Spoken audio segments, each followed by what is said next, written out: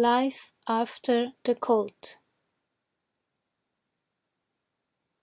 Some individuals need only a few months to get themselves going again. After encountering some adjustment problems to life outside the cult, they make rather rapid and uneventful reintegrations into everyday life. Generally, however, it takes individuals anywhere from 6 to 24 months to get their lives functioning again, at a level commensurate with their histories and talents. Even then, however, that functioning may not reflect what is still going on inside them. Many are still sorting out the conflicts and harms that grew out of their cult experience, long after 2 years have gone by. Each former member wrestles with a number of the problems. Some need more time than others to resolve all the issues they face, and a few never get their lives going again. Most of the practical issues faced by former cult members, such as where to live, how to earn a living, and nutritional and medical concerns, are nearly universal concerns and need little explanation. Explaining time spent in the cult. Most people think the cult members are a breed apart, that they must be an odd, dumb, and even crazy bunch. Thus, former cult members need to prepare themselves to deal with the most frequent responses relatives, old friends, and new acquaintances make when they learn that the person was in a cult. They are likely to come forth with some version of, "But you seem like such a nice person, so bright. How come you were in a cult?" Were you really in a cult? You couldn't have been. Only weirdos join cults.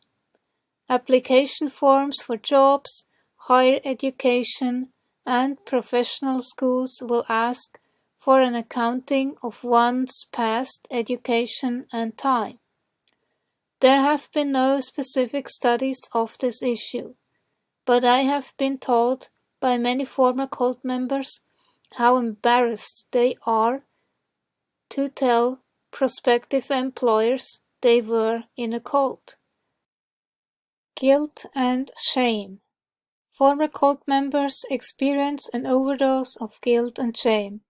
In the cult, most were obligated to enlist new members and to collect money in less than honest ways.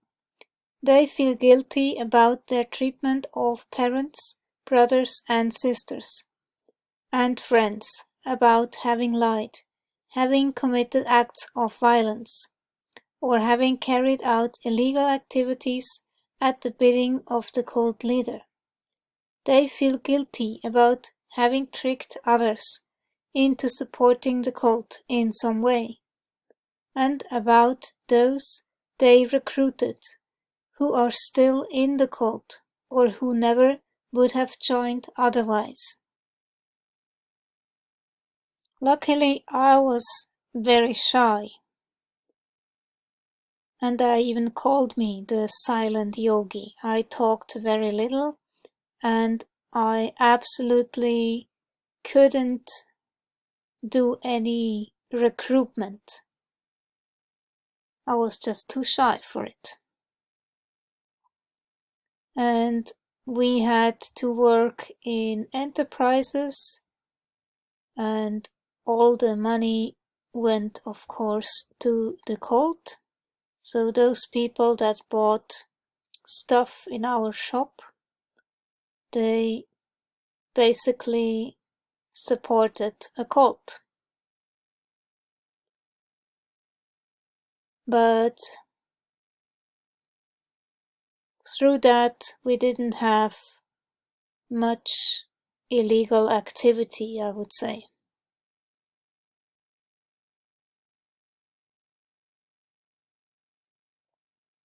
Former members may also feel extreme and unwarranted guilt over almost anything they thought or did, fears of all kinds of things, and intense doubt every time they try to make a decision.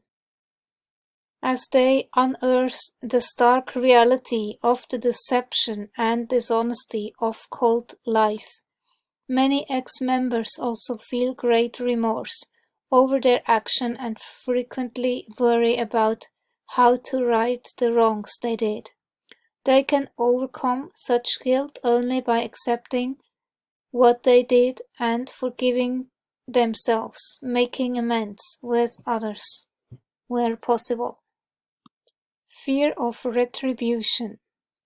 Fear of the cult is long-lasting, especially if the group has a tendency toward violence. Many cult leaders threaten the lives of potential defectors. Some former members fear the zealot current members will harm them or their families, to show the leader how devoted the current members are. Luckily, the cult I was in, the cult leader died in 2007, so, well, I still keep myself quite hidden, nonetheless. Some groups have specific derogatory labels for persons who criticize the cult, and they train their members to avoid or harass these stated enemies. For such reasons, fear and anxiety are high in many former cult members from a variety of groups, and not without justification, although it appears that most cults soon turn their energies to recruiting new members rather than prolonging efforts to harass defectors.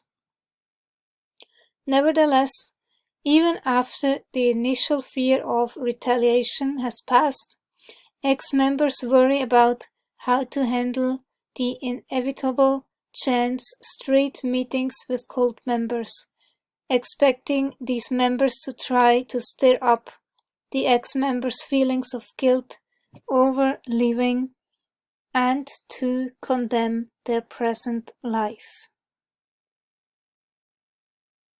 Yeah, where I live, frequently, we just cross the same street. It can happen. So they just greet me, but nothing more. If I see them before, I hide to prevent any greeting because it's really uncomfortable. They know how to blame. The victim attitude colors the way they will be regarded. People learn to deal creatively with all these issues as they re-enter society, network with other former members, and get experience in making friends, applying for jobs, and telling their stories when they feel safe and comfortable doing so. Psychological and emotional difficulties. With their 24-hour regimes of ritual, work, worship, and community, cults provide members with task and purpose. When these members leave, a sense of meaningless surfaces. Leaving the cult means losing friends, a mission of life, and direction. Former members also soon realize that they have lost their innocence. They entered the cult full of reverential amazement and with wide-eyed naivete, only to discover that they had been deceived and betrayed. As a result, they may be pervaded with a feeling of mourning. Former members have a variety of other losses to contend with. They often speak of their regret for the lost years, during which they wandered off the main path of everyday life. They regret being out of step and behind their peers in career and life pursuits. They feel the loss of a solid sense of self-esteem and self-confidence as they come to realize that they were used to or that they surrendered their autonomy. I started to deal with emotions. I started to get angry, I was dealing with everything since I left the group, living life alone, and you have old habits that you try to get rid of. For example, I discovered that I have spiritual beliefs that aren't true. Why do I think this way? It was her belief. It's not really true, but I still think that way sometimes. And I try to get over it. Leftover cult language. A prime hurdle for former cult members is to overcome speaking and thinking in the cult's special language. As we have seen, each group has its own jargon, usually based on applying new and idiosyncratic meanings to regular words and phrases. The jargon creates a sense of eliteness, solidarity, and belonging among those in the in-group. At the same time, it cuts people off from easy conversation with outsiders. This is true even in the live-out cults, whose members work at outside jobs, but put in most of their free time with the cult. During that time with the cult they speak the group jargon. In certain groups, the loaded language is more centrally encompassing than in others, and thus harder to shed afterward. That is, supplies new terms for practically everything, and thereby controls more of the member's thinking. Communication with others is naturally hindered, as long as former members continue to use cult terminology. They don't make sense when they speak to others, and sometimes they can't make sense out of their own internal thoughts. Triggers, flashbacks, and floating. A number of cult practices tend to produce varying degrees of trance states, disrupt normal reflective thought, and interrupt a person's general reality orientation. After practicing or participating in certain exercises and activities for years, some of these undesirable habits become ingrained. Both while in the cult and after leaving, a number of persons involuntarily enter dissociative states and have difficulty maintaining reflective thinking and concentration. Time goes by without their being aware of it. During these periods, they have certain kinds of memories and slip into altered states of consciousness, which they sometimes call flashbacks or floating. But these are in fact forms of dissociation. Dissociation is a normal mental response to anxiety. A momentary anxiety arises when internal or external cues trigger, set off a memory, a related idea, or a state of feeling that has anxiety attached to it. This brief anxiety experience alerts the mind to split off. That is, the mind stops paying attention to the surrounding reality of the moment. The person becomes absorbed and immersed in some other mental picture, idea, or feeling. This dissociation occurs unexpectedly and unintentionally, and it is this dissociation that can be experienced as a floating effect. Most of the time the floating is described by former cult members as how I felt within the group. Sometimes the feeling is one of nostalgia for some aspect of the cult. Sometimes it is a feeling of fear that the person should go back to the cult. Most of the time, people describe it as being suspended between the two worlds of present life and the past cult life. Triggers, flashbacks, and floating are part of the normal repertoire of the human mind, but usually people experience them as brief, infrequent episodes.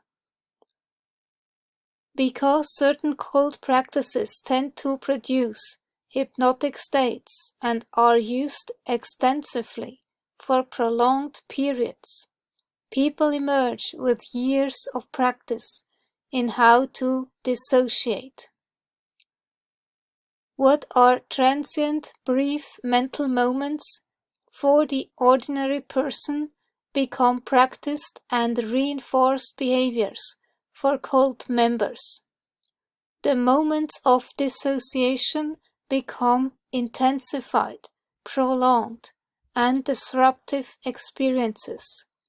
They prevent sustained reflective thinking, concentration, and the ability to plan ahead.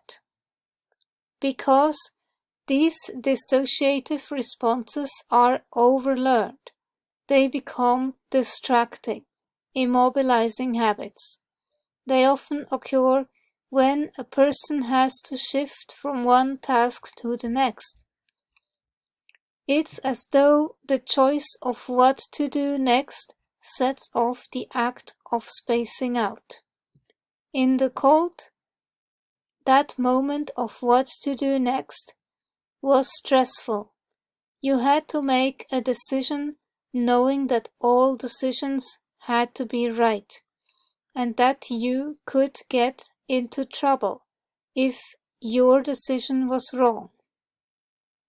This experience is perhaps the source of the apparent conditioning that causes decision-making to trigger a dissociation. Yes, I sure have that. Consequently, great difficulty in making decisions is common among ex-members. At times, they do not know what to do, say, or think. It is as though they suddenly become dependent and childlike, looking for direction. In the cult, they followed the predetermined path of obedience. Now they find themselves fearful, feeling stupid and guilty, and not knowing what to do. The newly found independent decision-making process becomes riddled with fears and anxieties, all ripe moments for floating. And emotionally, now I have trust issues, and sometimes I take it to the extreme. I sort of think that everyone is trying to pull the wool over my eyes, because my whole life was a lie with her. It took me some time to realize that I don't trust anybody. It's really hard for me to develop friendship. Fear of commitment.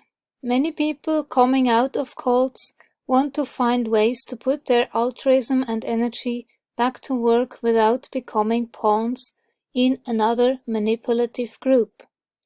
Some fear they have become groupies, defenseless against entanglements with controlling organization or people. They feel a need for affiliations, yet wonder how to select properly among the myriad contending organizations: social, religious, philanthropic, service, and political, choosing a group in which they can continue to be their own bosses. For a period of time, most will experience this reluctance to join any type of group or to make a commitment to another person or activity or life plan. They will fear going back to their old church, old club, or old college. They will avoid social activities and volunteer organizations. This may in fact be a healthy reaction. Those of us helping ex-cult members advise caution about joining any new group and suggest instead purely social work or school-related activities, at least for the time being, until the person is more fully distanced from the cult experience and better understands the recruitment phenomenon. Why is that? Criticism, perfectionism, and constant monitoring. In most cults, members are expected not only to bond with each other and strive heroically toward perfection, but are to criticize and report on anyone, including themselves, who veers from the cult's perfect path.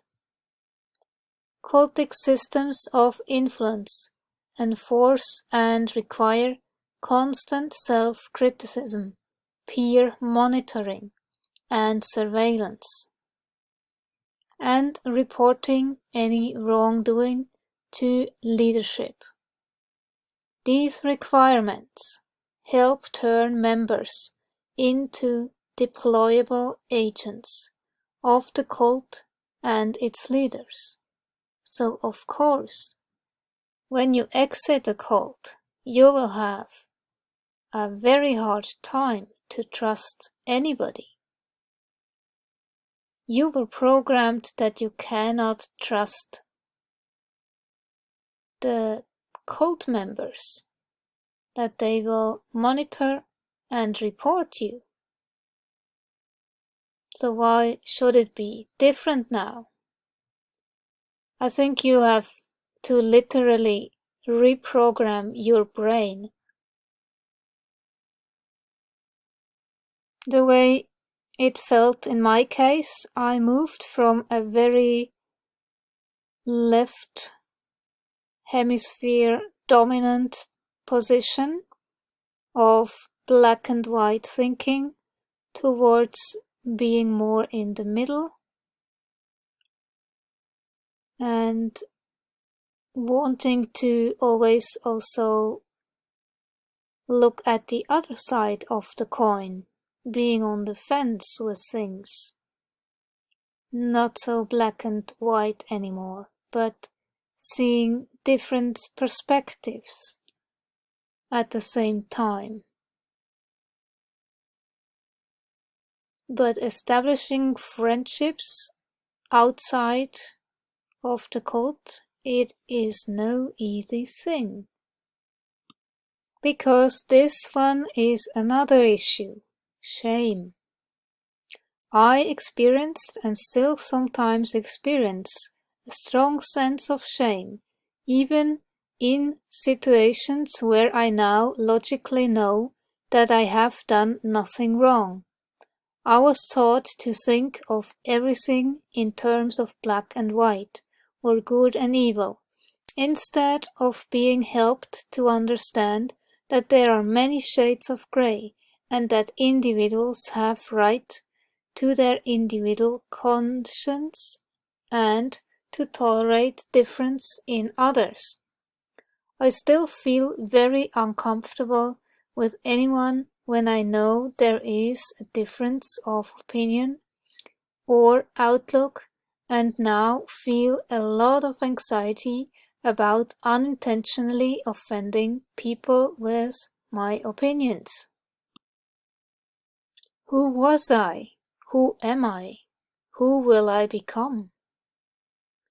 In a cult, each member's identity is shaped by the group's indoctrination processes, and that collective identity is continually reinforced by the group's systems of control and influence. Leaving a cult, then, can challenge and destabilize a person's beliefs, values, ideas, and basic sense of self. These challenges can be intensified by lingering self-doubt, guilt, shame, and the loss of self-esteem that many people experience when they escape from abusive groups and relationships. Emotional and psychological aftereffects. While each case of trauma or post-traumatic stress disorder, PTSD, must be professionally diagnosed, healing professionals agree that the common denominator of psychological trauma is a feeling of intense fear, helplessness, loss of control, and threat of annihilation. 4 typical symptoms include anxiety, sleeplessness, nightmares, anger, floods of feelings or no feelings, a sense of powerlessness, risky behavior, thoughts of suicide, and slipping into dissociative states. But there is life after the cult. I want to applaud all of those who keep on wanting to try to do good and to be good to their families, friends, and humankind. I applaud them for springing back after the betrayal of a spiritual abuser, a psychological exploiter, or a political fraud, and for not allowing a fascist pseudo-guru to keep on controlling them. I applaud those who speak out and believe that we all need to continue trying to prevent these abusers from taking over more of the world. Truly, the price of freedom is eternal vigilance and the ability to recover from defeats, scams, and harassment. A free mind is a wonderful thing. Free minds have discovered the advances of medicine, science, and technology, have created great works of art, literature, and music, and have devised our rules of ethics and the laws of civilized lands.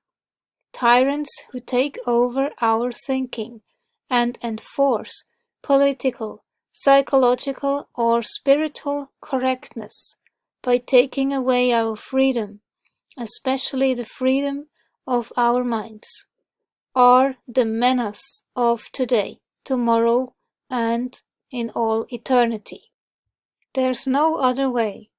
That's just the way the world functions. That's just the way it is. So I didn't know what to do. I knew I had to become a different person. I had a different name in the community. So when we left, my mom had me go back to my birth name, which is Rachel. And so I just thought of it that way. This is Rachel, and she's a new person, and I'm just going to create this whole new identity. And so that's what I did. I created this whole new identity, this whole new person, and I really separated. I said, this is who I used to be in the community, and now I'm going to pretend to be this other person. So during the first year after exiting a cult, it probably is the hardest. Because when you have been in a cult for a very long time, 5 or 10 years, or even more, then you have really lived this identity. You have become this identity,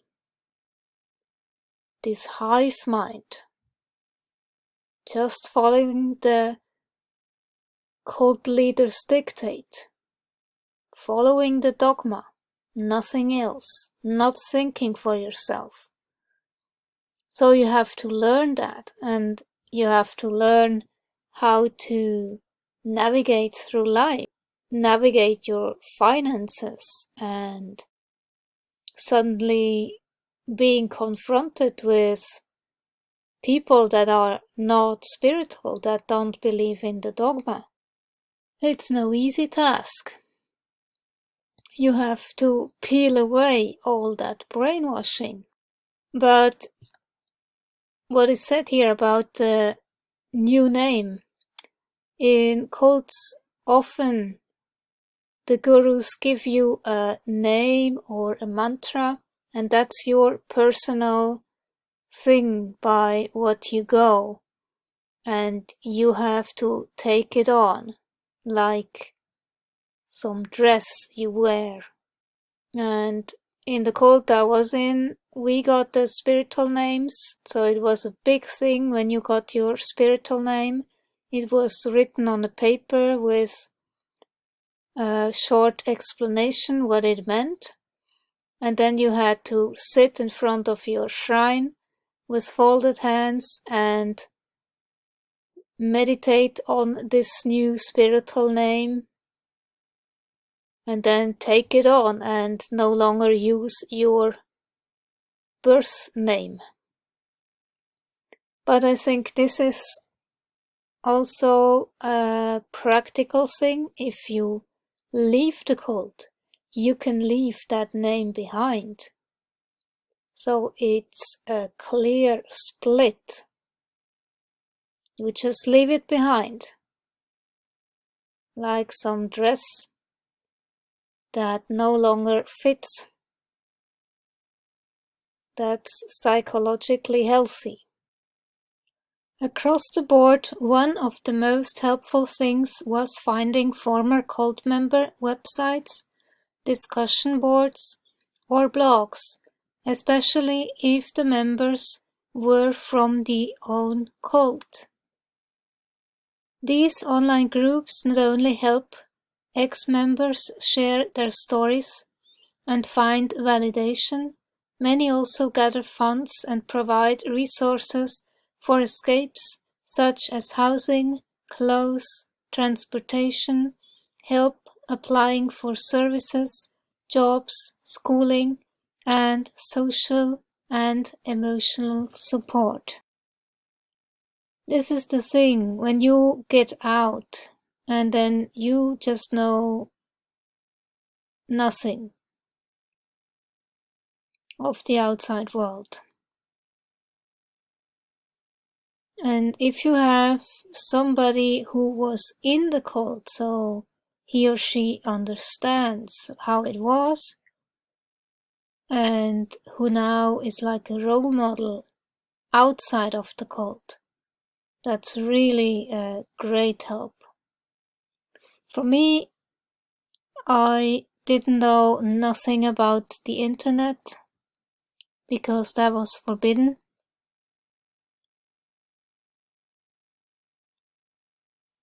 So I joined Facebook because somebody, an ex-member of the cult, put me into the Facebook group of ex-members, and that was my start on Facebook.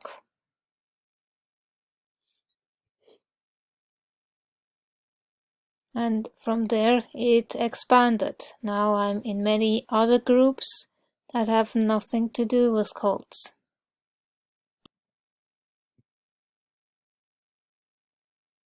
The next year I deducted $3,000 from my taxes for books I had purchased on Amazon. I really studied cults and mind control and psychology. I was going into real depth. to figure it out and really understand why I kept making bad decisions. I wanted to get things right, and it took a long time to get there, and a lot of what helped me was reading. Yes, seeing the therapist helped too. So I can second that, all of it. I read so many books on psychology, trauma, cults,